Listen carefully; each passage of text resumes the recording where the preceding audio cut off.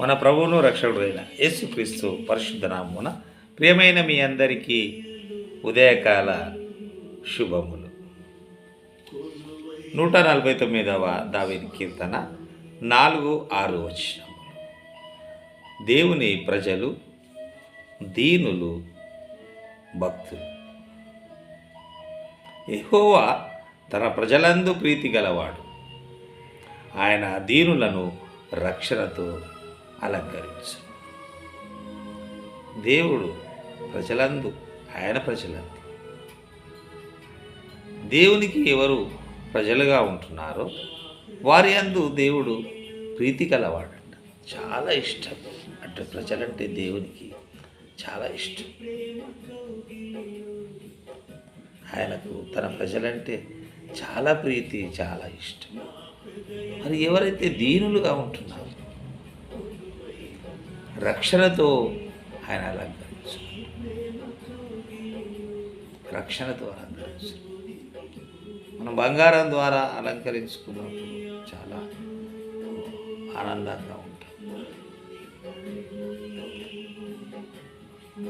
అందంగా కనిపించేవారుగా ఉంటామేమో. కానీ అంతకంటే అందాన్ని ఇచ్చేది రక్షణ, దేవుడిచ్చే రక్షణ. అది చాలా అందమైనది.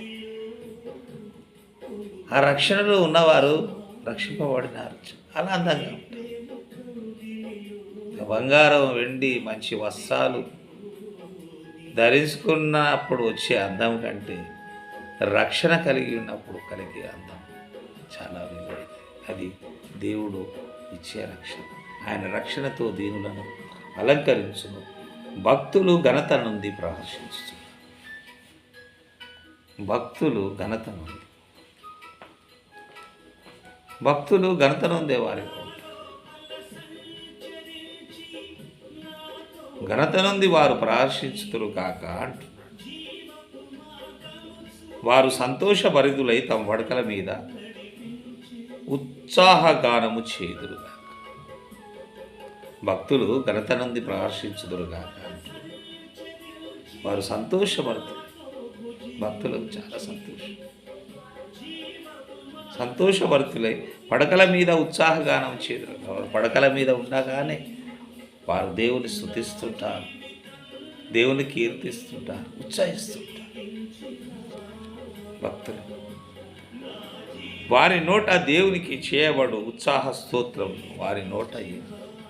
భక్తులు ఎప్పుడు దేవుని స్తుతిస్తూ దేవుని గురించి పాడుతారు. వారి నోట ఏముంది అంటే ఉత్సాహ గాన స్తోత్రం. ఉత్సాహంతో, సంతోషంతో గానం చేసే స్తోత్రాలు మాత్రమే భక్తుల నోట.